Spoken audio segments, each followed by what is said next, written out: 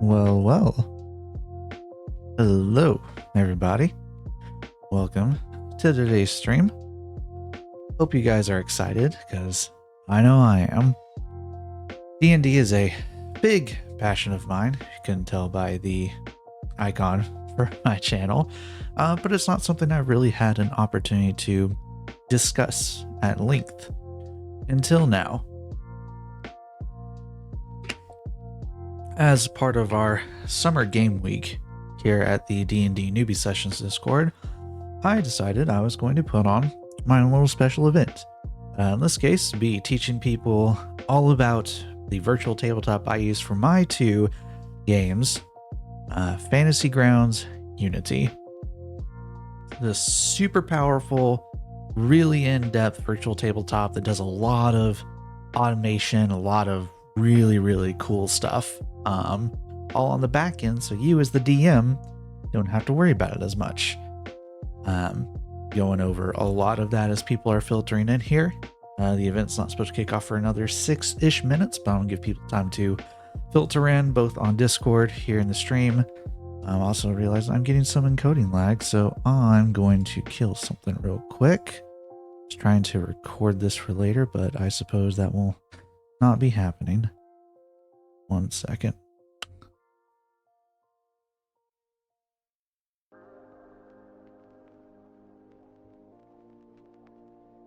This may crash OBS, but we're going to deal with that as needed. Oh, JK. There we go. Let's see if that eases up our dropped frames at all. And I'll just have to use this recording for later. No, I'm not seeing our skip frames due to encoding lag increasing, so I'll take that as a good thing. Now, I'm just going to start recording like regular.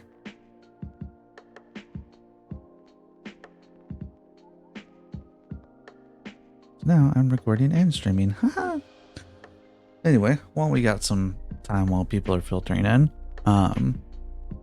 quick background. Our server used to use Astral Tabletop as our primary virtual tabletop. It was really easy to get into, really easy to make, maps, assets, all that jazz. Very user-friendly. Unfortunately, it's not as big as things like Roll20 or Foundry. And so it unfortunately fell on the wayside until they had to shut the site down. So that sent all of us DMs looking for a new place to call home. I was searching around. I had run some games online with Roll20 before and had pretty good experience with them. The thing I did not like, and this is just me being me, was when I'm playing online especially, I really like immersive, like lines of sight, really interactive maps, all that kind of stuff. And in order to do that, you had to pay Roll20 subscription service. Astral had all that, and you didn't. So that immediately was like, I have to keep paying for all this, and then, buy all the books digitally so I could integrate all that as well, because I didn't feel like copying all over by hand. It was going to be a lot of tedium. Well, I started looking around. Next best thing to seem to crop up was Foundry. Had a lot of really good options, a really active modding community that let a lot of that, made it a very powerful virtual tabletop program. But again, had a little, it's ironic calling it too much of a learning curve, but since a lot of stuff was based on mod support and not like integrated in naturally, I didn't feel comfortable doing a lot of modding stuff. So I was like, okay, let me try to find something in a similar vein of Foundry. And that is where Fantasy Grounds popped up. So a lot of people comparing the two as far as functionality goes. Hi. Hello. Hi. Hi. This is assuming for DMs, right? DMs and players. I'm kind of doing a general overview at first, and then we're going to open up to some Q&A and more in-depth DM stuff. So this is Fantasy Ground. Correct. Fantasy Grounds Unity specifically. I don't know what that is, to be honest with you. Fantasy Grounds is the original version of the software. It's a little bit older. Unity is the new updated one that has a lot more integrations and fancy stuff. Gotcha. Yeah, that's what we're doing. I figure I'd open up the room a little early, let people filter on in.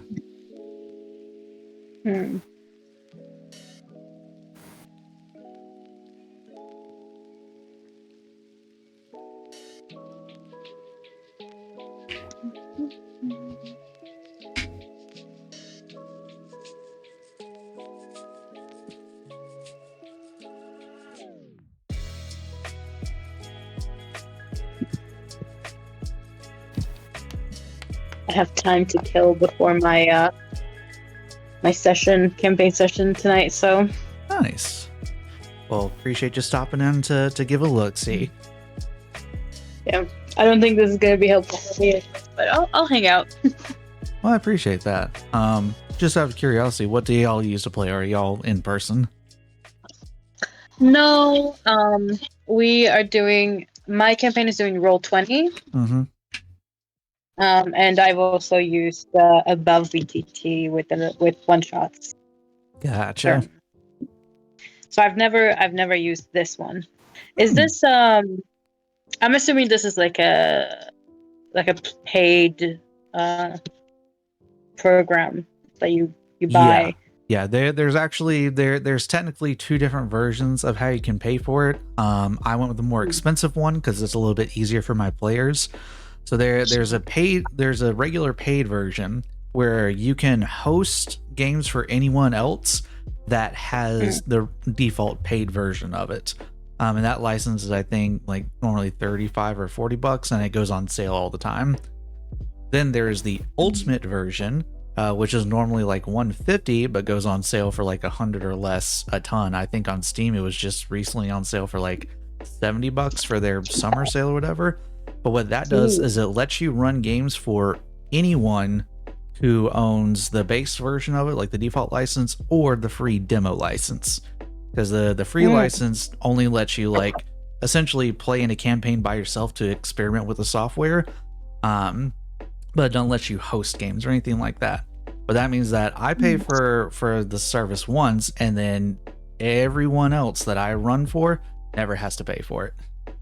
Yeah. I guess it's an investment as a DM, yeah. Yeah, it's a lot more investment software than something like Roll20 is. And honestly, the big thing that kind of made it happen for me was our server used to use Astral Tabletop as their main thing because it was, web service, really easy, user-friendly to approach. But they were not the biggest fish in the pond, and so they ended up having to shut the servers down. That kind of sent all of us scrambling, and I stumbled onto Fantasy Grounds. It kind of caught my eye as someone who's I'd like to think I'm a little more tech savvy, because this does have a bit of a learning curve. But once you do learn it, it does some pretty awesome stuff. Is I see like your profile picture. I know it's DD for Dungeons and Dragons, but is it also for Daredevil? Actually, D&D, the DD is both for D&D as well as my normal username. It's Dux Ducis, which is DUX. It's Latin. So that's just it's. I just changed my profile here to DN Dux because it's easier to just see that. It's Dux, okay. Yeah. Everyone has called me Dux, and so I've just stopped caring about the pronunciation. So it's like, it's whatever. Plus, Dux means I can make a bunch of quack jokes all the time, so.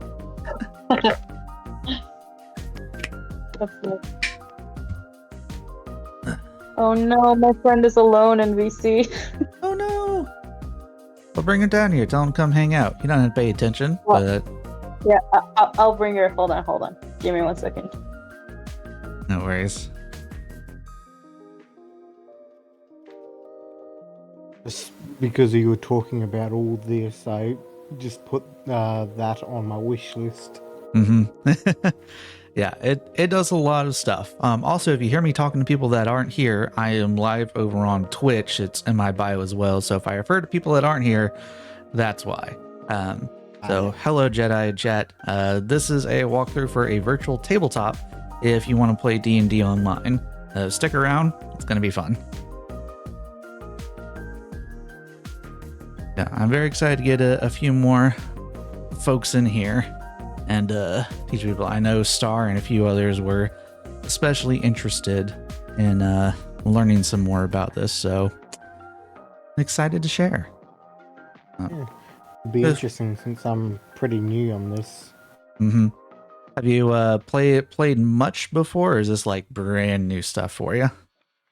Brand new.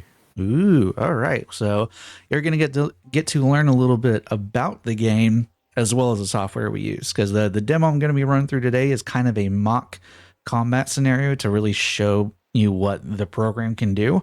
And also for you, I suppose this will be a nice little walkthrough of how the game plays out. Sounds good. She said she just wanted to chill, so. Okay. No worries. No harm, no foul. I'm gonna give folks another probably like 2 or 3 minutes because I know it's only 5 after, and people tend to forget things. Oh, you know what? I should probably officially start the event so everyone who is interested gets notified. Here's an idea.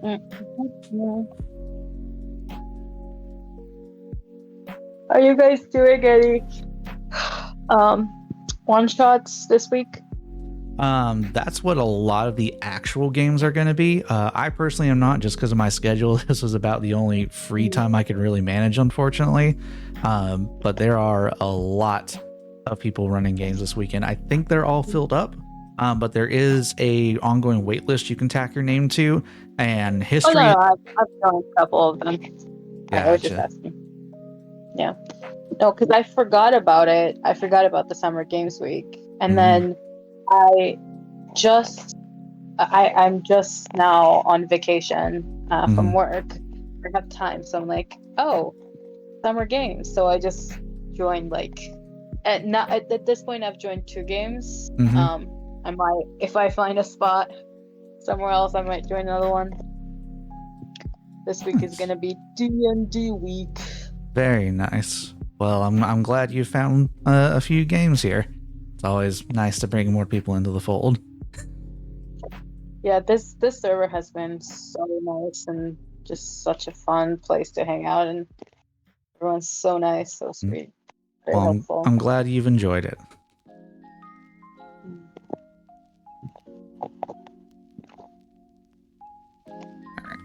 People another minute or 2. I'll wait till till the clock strikes 3:10, and after should be enough time for stragglers to get in. And then we'll get. I might have to dip out early, just letting you know. Okay, that's all right. Now, so yeah, that's all right. If I have to quickly, I don't have to. So you don't feel bad. It's all good. I appreciate you being here no matter what.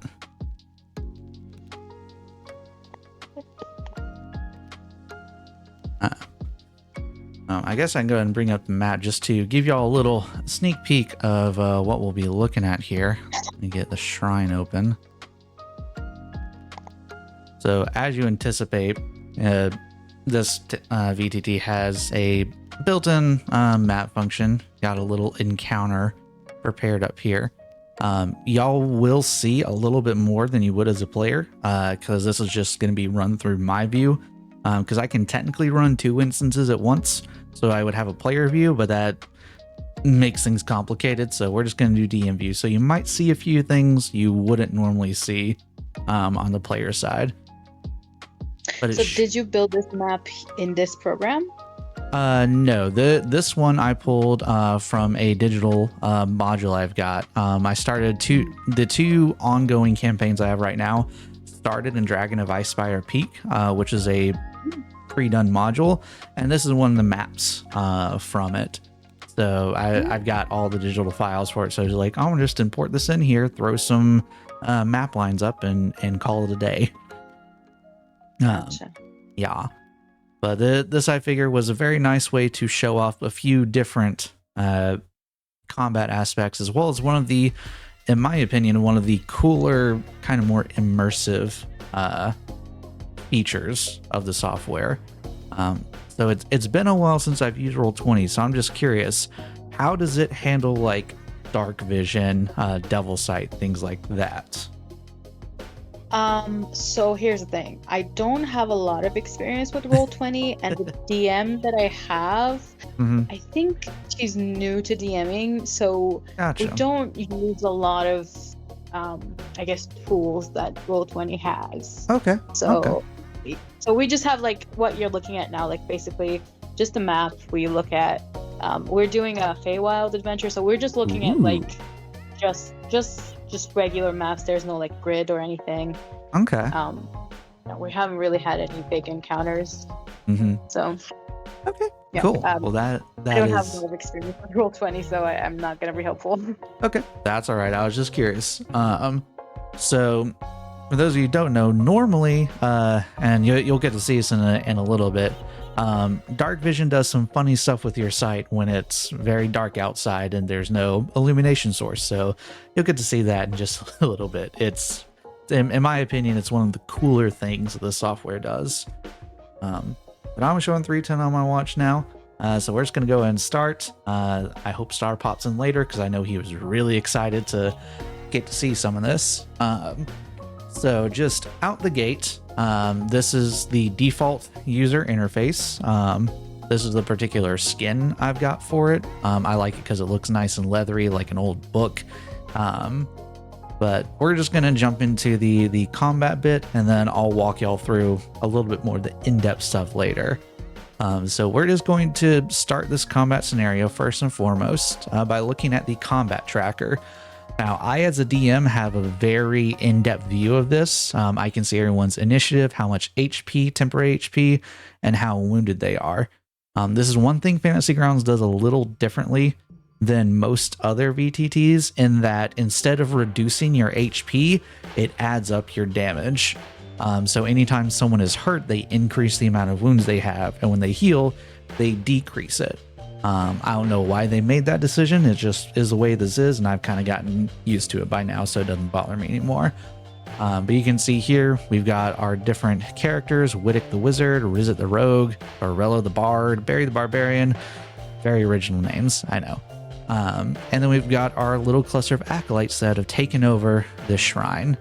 A nice little cloud effect going on here. So at the start of this, players can roll their own initiative. If I pull up one of their player cards here, you can see they have their +5 to initiative, and all they got to do is double click that. It'll automatically roll and assign them their initiative, which the wizard rolled really high on. So good on him.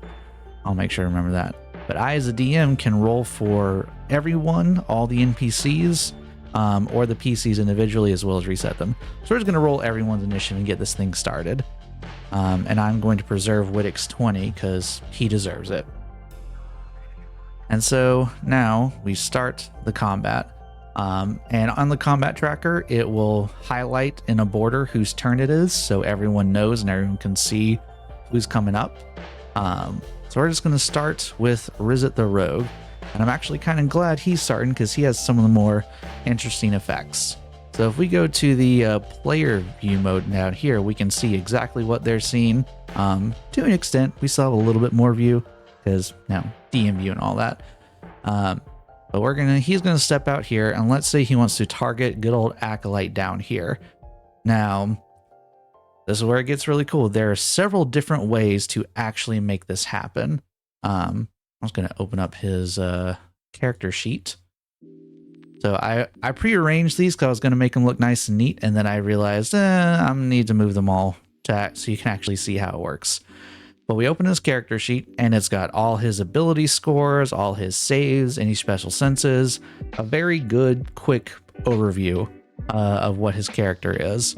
If we have any questions about his background, race, whatever, we can click on the little dots here, and they'll normally open up to the reference page, but I just updated all the information right before this with some final touches, so they won't technically link right now, but everything's available to look at later, which is nice.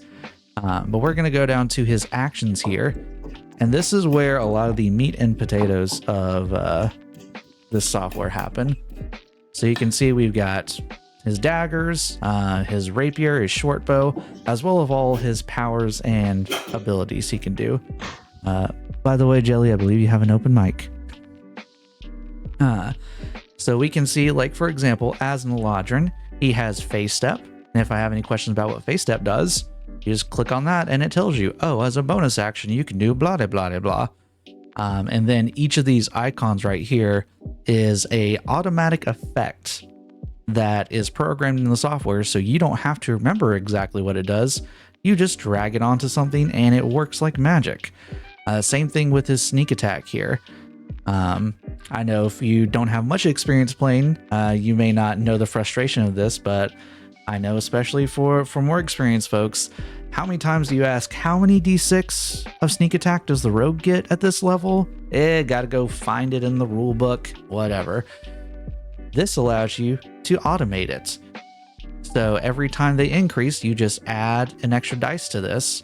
You can see the damage 2d6 means that whatever attack this guy does next, it's going to have an extra 2d6 on top of it. The targeting self means it's automatically going to apply the bonus to him. And then the expend on the next roll means that the next damage roll it does, it'll automatically take it off. So it's no more, oh, how much d6 do I get? Oh, did I already do, like, does sneak attack apply for this? Do I need to roll it after the effect? None of that. So he's going to take a short bow shot at the Acolyte here. Since the Acolyte meets the criteria for sneak attack, we just hit a button. So now we're about to deal some sneak attack damage. And here's the cool part. They can just drag their short bow on top of the character, and it automatically does the attack, adds the bonuses, and tells you if you hit. If you look at the bottom left here, attack 22 at the Acolyte, hit. No more, oh, what was this creature's AC again? That's a hit or miss.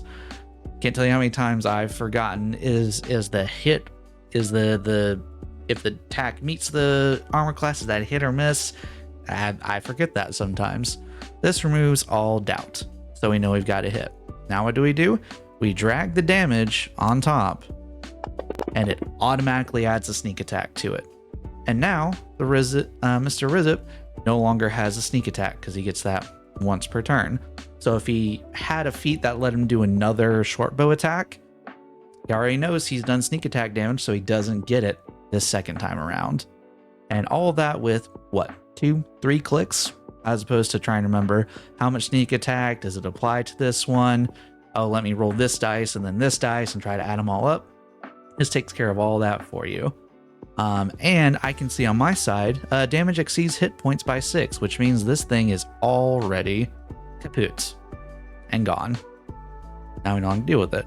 Also, if your DM is very, very nitpicky about keeping track of ammo, if you look carefully, there's a little tick mark next to the ammo to tell you, oh, you've used one of your shots. I personally, as a DM, don't bother with any of that. But if your DM does, if you're playing like a survival style game or something, this keeps tracks of your ammo. Similarly to the dagger, if you throw your dagger, you can put a little tick mark there to know, oh, you've thrown one, gotta go pick it up later. So you've got that. And we'll say that is Rizit's turn, as he is going to just kind of hang tight with the rest of his party. Now it's Wittix the Wizard turn. And spellcasters love Fantasy Grounds. The reason I say that is, how many times have you forgotten what your spell does? How many times have you been like, is this thing in range? I don't really know. No more of that with Fantasy Grounds. Watch this. We're going to open Wittix's character sheet here. Go down to his abilities. Would you look at that? It's all the spells. What does Shocking Grasp do again? Just click the button and it tells you right there. No more having to dig through your books or find someplace online to look up what a spell does. It is right there, ready for you. So let's say Mr. Wizard here notices these two acolytes are just chilling, giving him an evil side eye, and he doesn't want any of that. He doesn't like that. So he's going to go for a, let's say, acid arrow. So we bring up acid arrow in case we forget. So it makes a ranged spell attack. On a hit, it takes acid damage, and then 2d4 acid damage at the end of its next turn. Blah, blah, blah. So again, what we can do, we can look at this little effect here. This is a cast attack, right?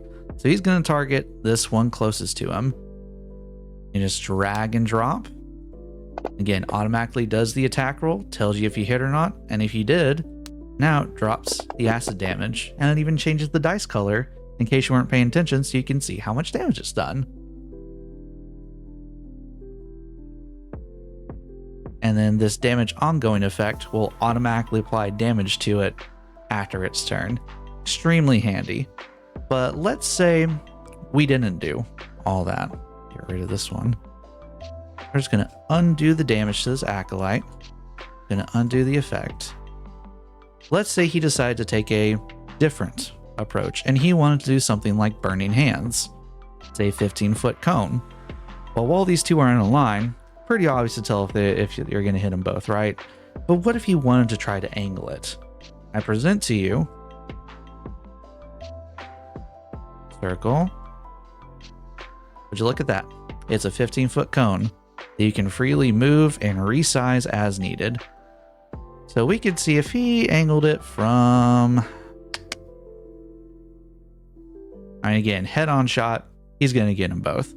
But you can do this for angles, you can do it for circles, squares, and even just lines to see your range.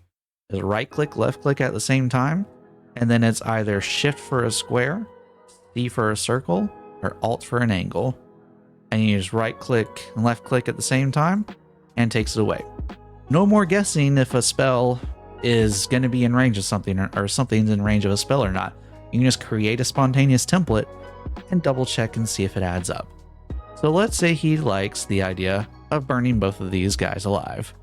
So he draws his little angle from here, says, okay, 15-foot cone, I got to get a little bit closer. Wizards aren't a fan of getting close, but he decides, oh, he'll angle it this way. It'll be fine. It's going to hit them both. Here's where another fun thing comes into play. If you want to target multiple people at a time, especially you spellcasters, watch this. Make sure he's highlighted. We can control click, and he's now targeting both of them at once. So now all he has to do is click one button, this little cast right here. It's going to automatically make his targets roll their saving throws, add their bonuses, and tell them if they pass or not. Survey says, ooh, both of them failed. If one of them did succeed, the software knows, based on the spell description, to automatically do half damage to it. There's just another thing the DM doesn't have to worry about. So now, since they're both still targeted, we just click the one button, and 5 points of fire damage to both of them. And then he can just control click both of them to untarget. And he's probably just going to stay where he's at because he's a squishy wizard. He doesn't want to risk too much. And now the acolytes are up, and they are not very happy. So let's say this one right here wants to hashtag bless some people. This is a thing that the party can do as well. He's got 3 slots for this, so we'll just notate that he's used one of those. So now he's down to 2. Has a little slot tracker here. And he's going to bless himself and his hurt friend there. What we can do is just drag this effect onto him, and then drag this effect onto him. And now both of these guys are blessed. So this one saunters up to Mr. Wizard here and decides he's going to make an attack against him. Just say a little melee weapon attack, a club. Check this. Then make his attack. Automatically adds the d4 to it. No more forgetting who has bless. You already know. And ooh, unfortunate for the wizard, that was a critical, which actually plays, it's not so great for him. But another thing Fantasy Grounds does, it will automatically register your critical hits and double the dice damage you do. So he just made his little club attack as a crit. Oh, I was dragging from the wrong one. Let's undo that real quick. Wittek may need all the health he can get for this. So dealing damage here, automatically doubles both of it. Ooh, 7 points of damage to him. Little wizard isn't looking super, super hot. We'll say that was both of their turns. So now let's say this acolyte down here, seeing his friends are wounded, wants to help out a little bit. He's going to do, let's say, Cure Wounds. He's going to mosey on over to him. We'll deal with his opportunity attack in a second. And he's going to cast Cure Wounds. Again, just like what the party has, all you got to do is drag and drop an effect there. It automatically rolls and restores the hit points to it. Less math, less dice to have to worry about and manually count up. Speeds combat along like a dream. For the purposes of carrying on too long, we're just going to jump through the last few acolytes. And let's get back to Falazar here. Falazar, our fighter. This guy's a fun one. He's a ASMR fighter. He's got a lot of good stuff. He's a battle master, so he has plenty of interesting abilities he can use. So he's going to take a swing at the acolyte as it leaves. So again, we're just going to go over, and we'll say he swings with his greatsword. Because why not? Big sword, big damage. And you can just roll, and ooh, yeah, that's a hit. Or, again, as long as your character is highlighted, has this little ring around it, you can control the target as well, and it'll do the exact same thing. Just double click the damage, and it drops it. And ooh, that acolyte would be dead, but we'll let the healing stand just for demonstration purposes. So yeah, blip, he's dead now. Nice little blood stain. So now let's say it's Falazar's turn proper. He's not having fun. He doesn't like his wizard friend being in danger, so he's gonna saunter up. And let's say he wants to do a disarming attack from the acolyte that just crit his friend. Watch this. We're going to use one disarming attack, so we can click this to say we've used it. It says in the chat we've used it. And if you look carefully, you can see all of these got ticked down. There are resource trackers built in. So as you use resources, it'll automatically tick down for you. And depending on what display mode you have in the sheet, you can even take them off your sheet. That way you don't think you have an option when you don't. And when you rest, they automatically come back. Very nice. So he's going to do a disarming attack. Which again, if we have questions about what it does, we hit this. When you hit a creature with a weapon attack, you can expend one superior die to attempt to disarm the target. So they have to make a saving throw or drop the object, etc., etc. So he's once again take a greatsword swing. Whoop, that's the damage. Take a swing at this guy. Yeah, 16 is going to hit. So he uses his disarming strike. So now what he gets to do is add an extra damage to this. So drag the damage on top. All right. And the game just did something really cool, which I'm glad it did because I very nearly forgot about it. That tells you how frequently I do forget. Concentration. Whenever a caster takes damage, the game automatically rolls concentration for you if they are concentrating on a spell. And in this case, they'll know, the game also knows if you have Warcaster as a feat to automatically give you advantage on that. You can see the concentration check here. Ooh, 7. It failed. So now both of these acolytes are no longer #blessed. Automatically removes them for you. Again, another thing the DM does not have to micromanage in the middle of a combat. It just works. So the concentration effects are done. This acolyte is about to be eating a lot of damage, because here comes the greatsword proper. And ooh, that's a dead acolyte right there. Another one. So now, let's say a fighter's really, really angry. He wants to action surge. What I was mentioning earlier about the sheets taking your options away if you use them. He action surges, and it's gone. fear not. It'll come back once we rest, or if we change our display view here, we can see it's there, it's just been used. I prefer going to the combat mode because it just means that I don't think I have an option when I don't. So he's going to combat surge once again, and this time, let's say he's going to rally with this. So on your turn, you can use a bonus action and expend 1 superiority die to bolster the resolve of one of your companions. So his action was to attack, his bonus action is going to rally. So this is nice. He's going to target his little wizard friend there saying, hey, look what I just did. Drop the temporary health on him. And look at that. He now has 10 temporary hit points, which will take damage before your regular HP does. This actually will decrease as you take damage. Does that, and now he's going to take one swing with his greatsword at our little acolyte friend here. Ooh, another 18 to hit. Dropping more damage on him. And that is another dead acolyte. Well, they're not going to last very long at this rate, are they? So now we go to Borello the Bard. And it's at this point that I want to show y'all one of the cool features of Fantasy Grounds. One that I think is very, very cool. So let's say it gets to his turn. And in the middle of this, the doors to the inside swing open. And all of a sudden, another cultist comes running out from the center. But do you notice something? Inside there, it's all black and white. And this is a color map.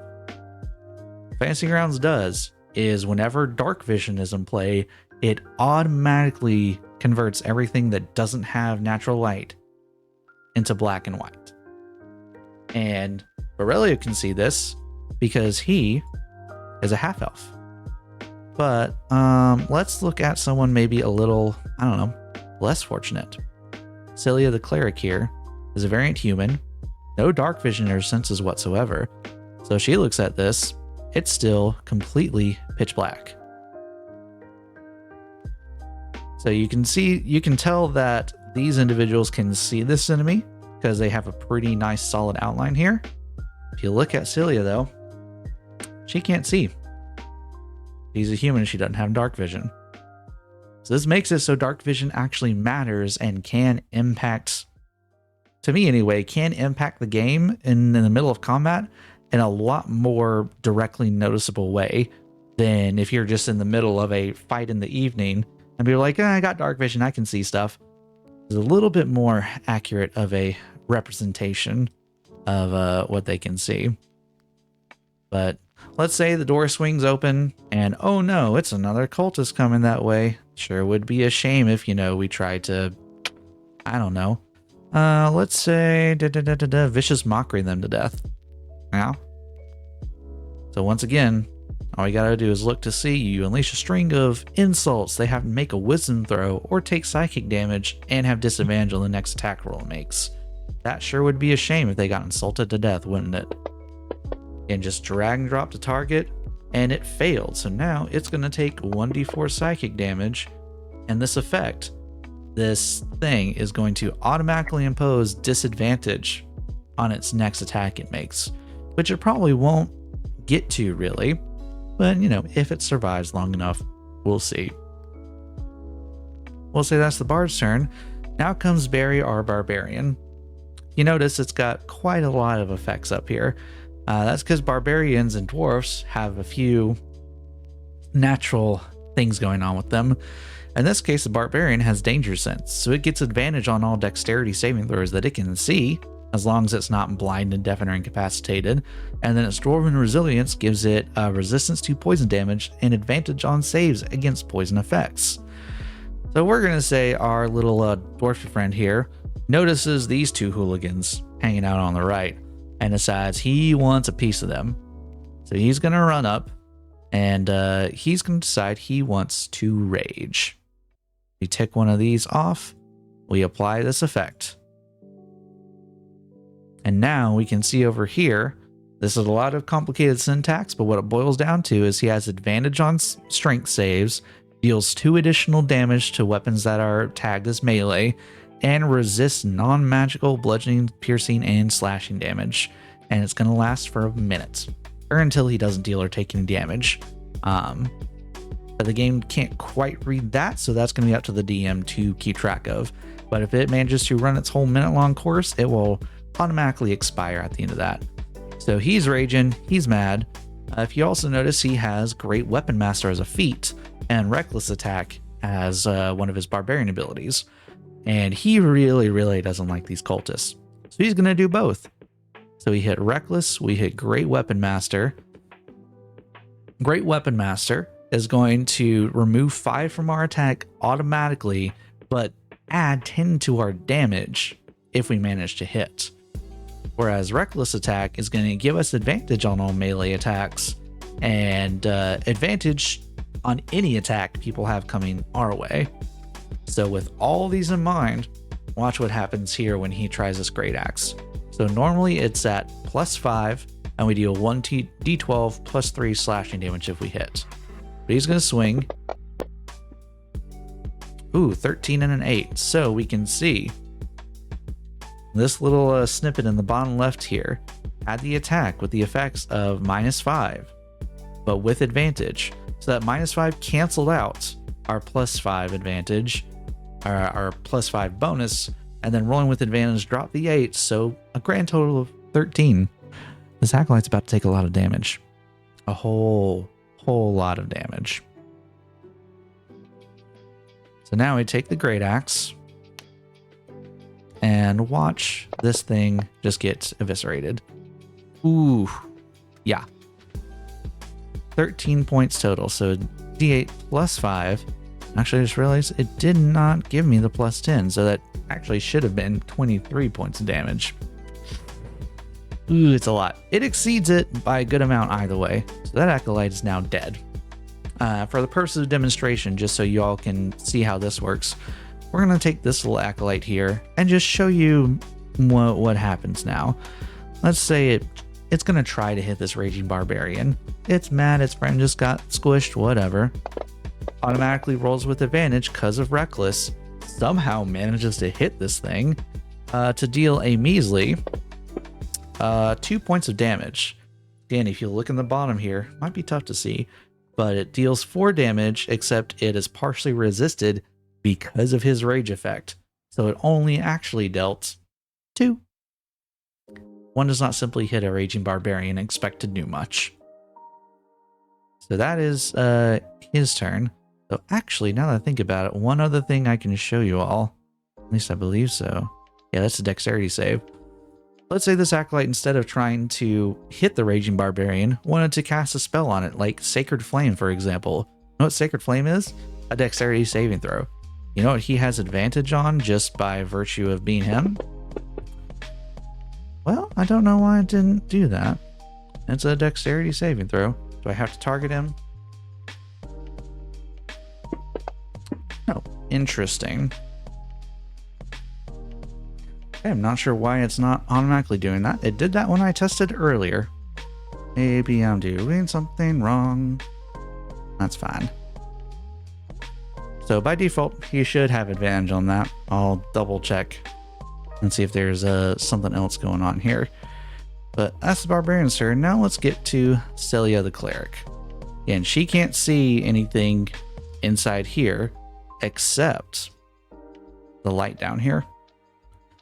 The light sources will make it so non-dark vision folks can work. And in this case, this little Acolyte here has a torch effect going on. So while Rizit can see everything, and if you notice around here, color is coming back to the map. Celia can only see around that Acolyte, which kind of makes sense. So she's going to do the one thing she can do. Once again, go to actions here. And we're going to say she's going to cast, I don't know, maybe a nice Guiding Bolt. So she can see this. And again, on the player side, if you're not certain if they're in range or not, that's within 40 feet. Guiding Bolt has 120. So yeah. Swing bada bada. Ooh, natural 18. It's going to deal 46 radiant. I'm willing to bet you this kills the Acolyte. Ooh, yeah, that is a hill of dead Acolyte right there. And notice now, the light is gone. So she can no longer see inside, but she got her mark. And now we move up to the next round, back to Rizit. And then this rinse lathers repeats ad nauseum until everything is done. And just, let's see, what's some other fun stuff we can do? Ooh, let's say our little acolyte friend here has rushed out. And we're just going to break turn order for a little bit, just so I can show you all a little bit more what it can do. Let's say our Grave Cleric here decides they want to do Path to the Grave, which inflicts vulnerability to all damage done by a single attack that's about to hit this thing. And there's nothing they can do about it. So this is their one use of Channel Divinity, because these are all shared under that power category. We click it once. Actually, let's apply it first. And we click it. And we're in standard. So now in combat, that's gone. We've used our Channel Divinity for the day. But this guy is now vulnerable to everything that's about to happen to him. So let's say our Barbarian's going to saunter back over. And not that he needs the help, but if you notice, for our little Barbarian friend, his bonuses went away. That's because we started a new turn. It automatically ticks down things that have a duration. So actually, let me just jump back down to him. If you notice now, might be hard to see, but his Raging has gone to a duration of 9. He's got 9 rounds to go because it's been 1 round and it lasts a minute. So it's already ticked down that far. He's gonna Great Axe. I don't expect him to miss. Yeah, he doesn't. And just normal damage. Ooh. Yeah, deals a crap ton of damage to him. Exceeds his hit points. And he's donezo. Another nice blood smear on the pavement. Excuse me. And then last acolyte. Let's see, how do we want to murder this thing? You know what? Let's give our wizard one last thing. Let's do Magic Missile, because Magic Missile never misses. And we're gonna do, let's say he decided to upcast it, make it a little stronger. We're going to go up here. We're going to get rid of one of our 2nd level spell slots. I will say it does not automatically track your spell slots because it doesn't know what level you're casting the spell at, if it can be cast higher. So just make sure you as a player are on top of tracking that. But let's say he uses a 2nd level spell slot and is going to drop Magic Missile on him. Magic Missile is by default 3 darts. So now we're going to have 4. So we go 1, 2, 3, 4. And, ooh, yeah, 9. But we got to add an extra 3. Although, not that it matters because this acolyte is kaput. And that's the combat encounter cleared. So now, you as the players are free to go about exploring and doing what you will. But, as you just saw, that was a ton of different effects, ton of different spells, abilities, all that jazz. And Fantasy Grounds took care of good chunk of it automatically, figuring out if things are in range, automatically applying damage, making saving throws, all of that.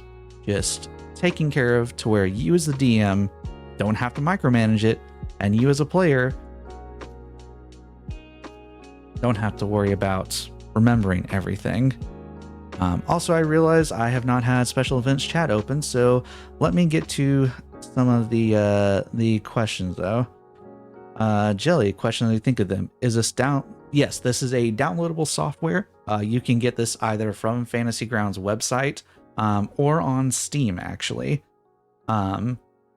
As for, thank you, Artificer and Annie, for being here. I appreciate the support regardless. Does only the DM need to pay, or does everyone need a subscription? So it depends on what version you use. There's 3 different versions of the software. There's the free license, which basically means you can play in a game by yourself, and that's it. There's the normal license, which allows you to play or host anyone else that has a normal license but not people on the free tier. And then there is the Ultimate license, which is the most expensive, but it lets you host games for anyone on the paid license or the free version. So if you think you're going to be DMing for a lot of people, like I've got 2 groups, 7 to 8 players normally total. So I went ahead and invested in the Ultimate one, and all of my players get to play for free. They don't have to download, they don't have to pay for a license. Is it simple to build or import character sheets? Yes. Well, I say yes and no. It is not as simple as if you were to do something on Roll20, because Roll20 integrates directly with D&D Beyond and using that browser extension. You can technically, there is a application that allows you to export a D&D Beyond character sheet as a XML file, and then Fantasy Grounds can pull that in directly and automatically generate a lot of stuff for you, but it may not fit Fantasy Grounds 100%, so you may have to tweak a few things. That being said, building a character is super easy. It is drag and drop, and it takes care of everything automatically. And do you need to pay for book/content? Yes. I have access to everything because I decided that since this was going to be a long-term investment thing, it would be worth my time to do this. So I went through a painstaking process of scanning and then copy pasting a lot of the descriptions from my books into Fantasy Grounds, and then packaging it all together as a resource module that I can send to any one of my games. What that means is anyone who plays under one of my games has access to the entire library of D&D 5e without having to pay for everything, as long as they're in my game, which I think is nice because it lets people experience more without maybe having to fork over 30, 40 bucks for a book. But it's not like they get to use it anywhere and everywhere. They only get access to it while they're in my game.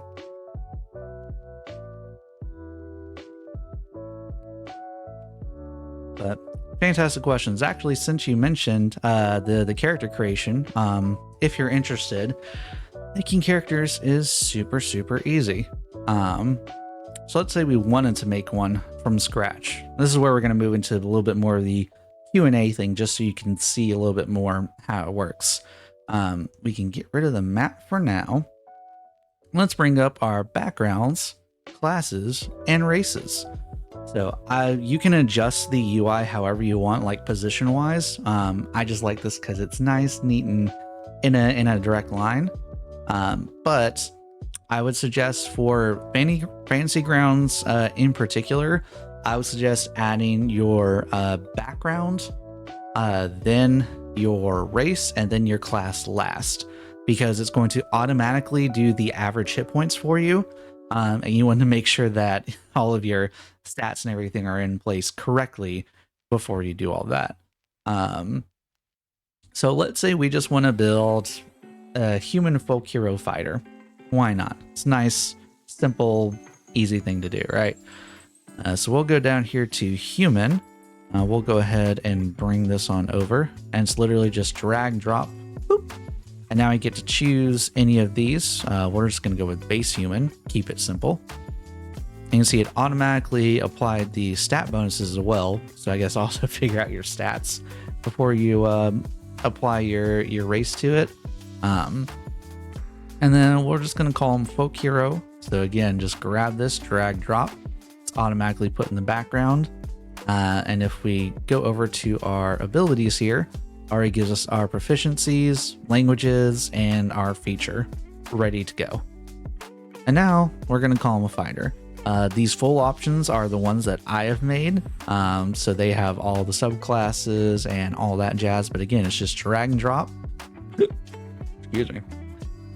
So you get to pick 2 of these. And the reason I say you want to add your background and race first is because if those automatically give you skill proficiencies, unfortunately the software is not quite smart enough to remove those options from your class selection.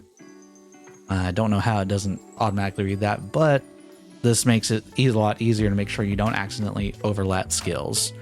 So I can already tell I've got animal handling and survival on account of being a folk hero.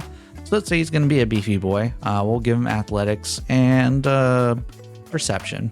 We'll say he pays attention to things. So now that's all done, and you've got your level 1 character right here, ready to go. Just got to adjust their stats as needed, and all that. But we'll say, you know, he's going to be a strength-based character. So we'll put a 16 in his strength, which makes it now a 17. As 15 will go into con, so now it's a 15 or a 16. And then the rest of that, honestly, I'm not going to worry about it too much because these two are the ones that are going to make the biggest impact. So now, you can see he's supposed to have a little bit more HP. I should have adjusted that Constitution before I gave him that, but you can always adjust the max HP as needed. So for those of you who don't know, at level 1, you always get max HP for your particular class. In this case, we can see our hit die here is a D10. So he's going to get 10 plus his con modifier, so his max HP should actually be 13. And now, when you're ready to level up, Jelly, you want to know how hard it is to level up? Just grab the fighter over here. Where to go? Level 2. He's level 3, and now he gets to pick his specialization, which again, since I've gone through and put all this in here, got options to everything. But we'll keep it simple. We'll call him a champion, and then he's done with it. The only thing that this really doesn't do automatically is your ASI and feats. So when he hits 4 here, we can see down here in the bottom, it says feature ability score improvement added to him, as well as martial versatility. So we go down to abilities. You can see he's gotten 1 ability score improvement, but it doesn't give you an option to increase the stats or pick a feat. So you just have to make sure you're aware, oh, this is not automatically included in. But let's say he did want to pick up a feat and get rid of this list. We don't need it now. And now we got feats, skills, and spells. So here, again, we've gone through and done a lot of work to do this, but we have all the feats available. So if he wants to do something, all he has to do is click on one of these. It'll tell you what it does. And then you can just drag it into his character sheet and it'll automatically apply it. No issues there. Similarly with the skills, all these have real quick descriptions on what they do. And if someone's trying to be like, I don't think the skill applies to that, if you're the DM, just hit this little record box right here and it sends it to chat so everyone can see it. And then similar thing with spells. Again, this is a full list, or should be mostly full list. I'm pretty sure I got every book in here. So this is a full spell list. So you can sort by spell level, whether it's a ritual or not, and what class gets it. In a full list that all you want, if you want to add anything, all you do is drag and drop it, and it'll automatically sort the spells by their level. The only thing it won't do directly is if you are a multi-class spellcaster, you have to make a secondary spell list for that particular multi-class. But once you're done with that, as long as you drag them under that particular banner, it'll automatically sort them into their respective spell categories. So it makes multi-classing a little difficult, but once you get past it, a lot easier to manage. Both my groups have several multi-class spellcasters. I've got a cleric druid, artificer wizard, and then a artificer eldritch knight. So they have a lot of weird multi-classing going on, but I spent some time working with them, so they now have their own separate spell list for each of their classes or subclasses. And like my wizard, for example, I've got all of the artificer spells set up on their own list because an artificer gets to prepare their spells every day, and it's its own separate preparation list. So she always knows, oh, these are my artificer spells, oh, these are my wizard spells. Never gets confused with them at all. Same thing with my cleric druid. They're both prepared casters, which means they just have a crap ton of spells they can prepare.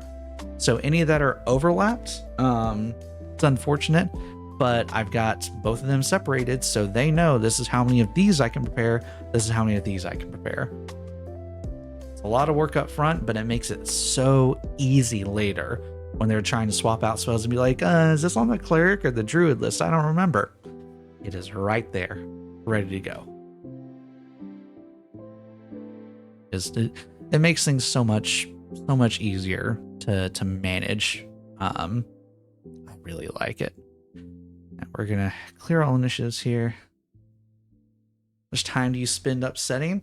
It honestly depends on how in-depth the map is gonna be. Here, let me actually bring up Shrine of Savras, the one we were just on, with all of our dead cultists. Actually, let me get rid of this real quick.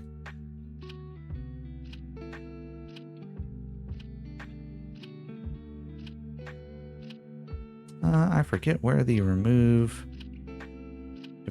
all the dead markers is.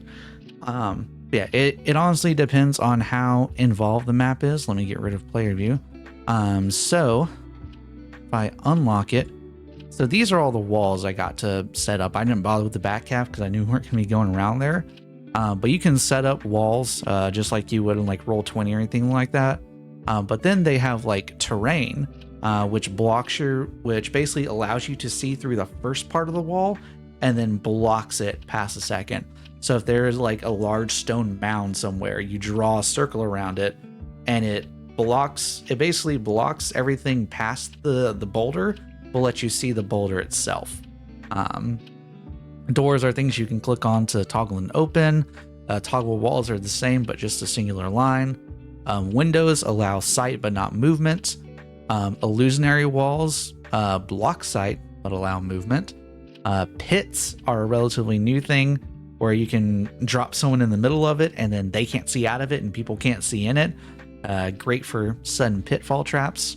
And then shadow casters just allow you to cast shadows over places. So building the actual map itself, again, depending on how involved it is, so there's a lot of effects I want to do, things like that. It can be pretty tedious, but honestly, once you're comfortable with it, it doesn't take long at all. And it honestly, it depends on how much work you want to do front loaded versus back loaded. And actually a prime example is what I was going to walk through at the end of this. So let's get, where is it? Quest. So actually, I'm just going to go ahead and open all of these so you can see what I have access to as a DM here. And then notes. So this is a lot. I'll walk you through it a little bit. So up here on the top left are our notes, which is basically things people can just make up as they go. By default, anyone can see notes. They don't really link to anything. Vehicles have their own stats. So like, for example, my two groups are running through Descent into Avernus.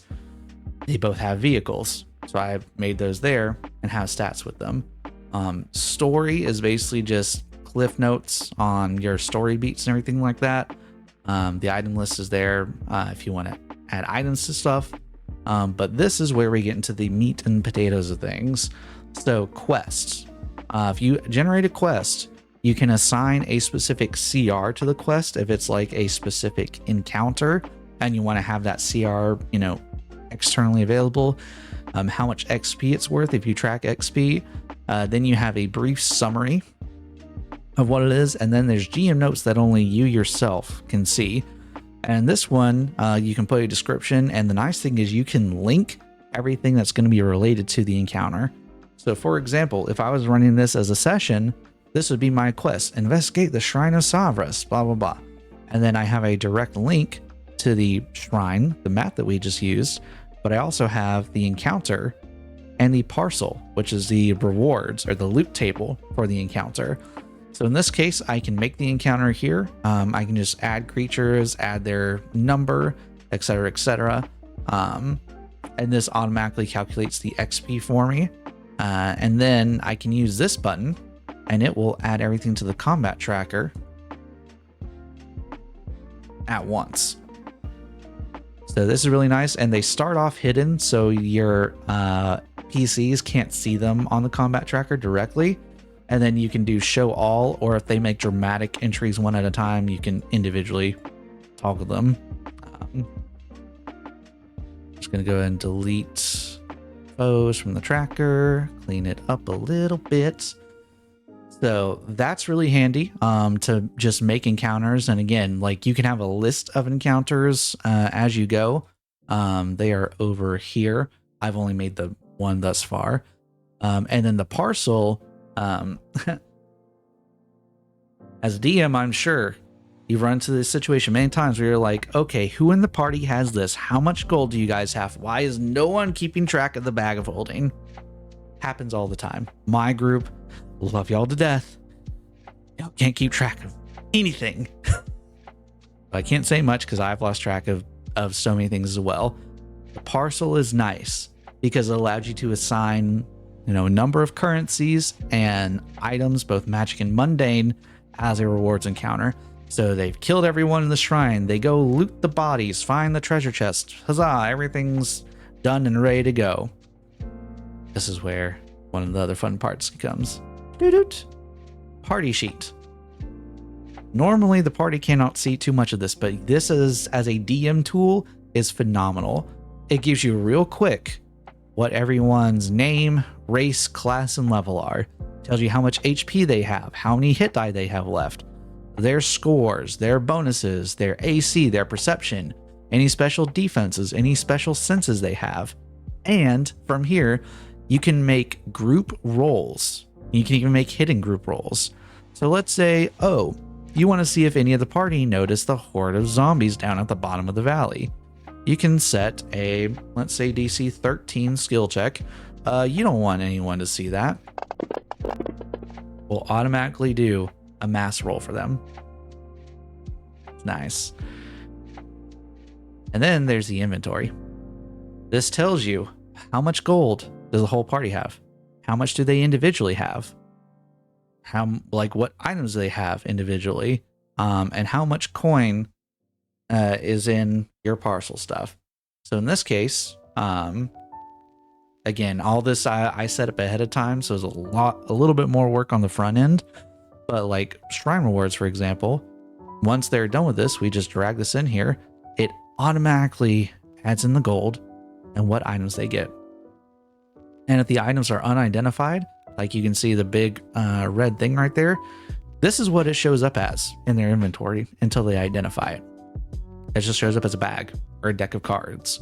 So you can use that to hide magic items in plain sight, and it's lovely. But let's say they decide, okay, the bag, well, the barbarian likes carrying the bag, so we're going to give it to them. So we're going to do Barry the barbarian. Deck of illusions, let's say someone is just playing with the cards, drops one of them, and boop, there's a little magic thing that pops up. So they're like, oh, that should probably go to our wizard, Wittick the wizard.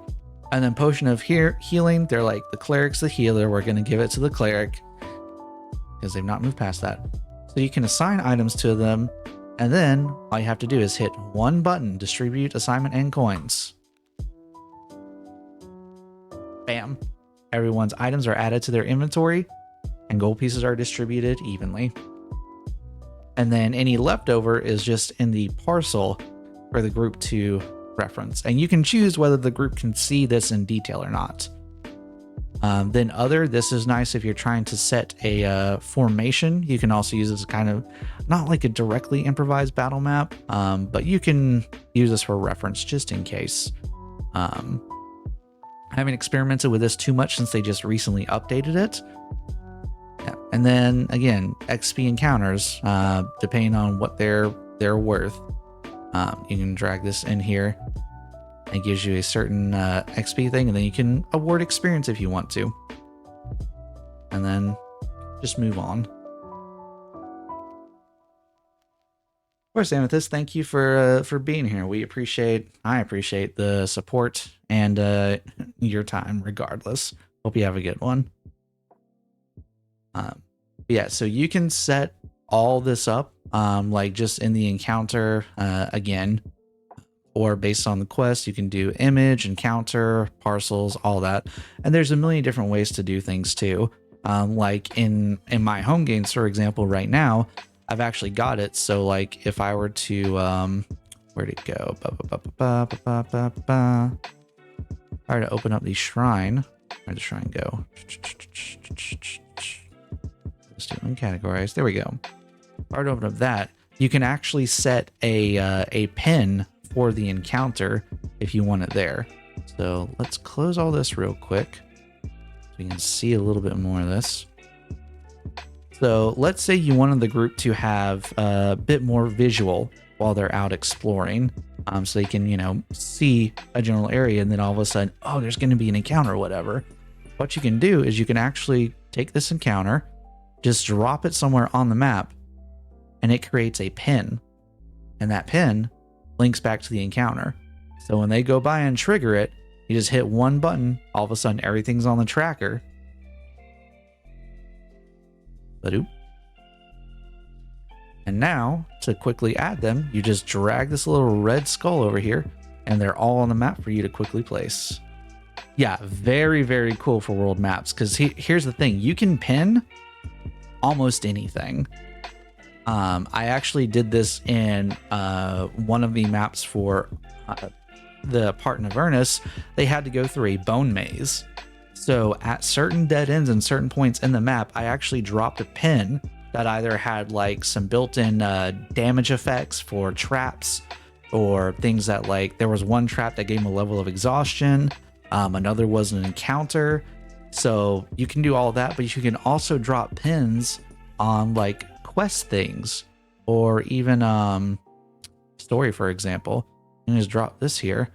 So if you want to do like a city map, you can have that available. Yeah. So if you right click on this, you could choose make link shareable or make all link shareable. And when it's green like that on your end, that means other players can see it. So if you wanted to make a world map, you can drop pins that have like city information on it. And in that city story page, you can link to reference images, NPC files, like a ton of stuff.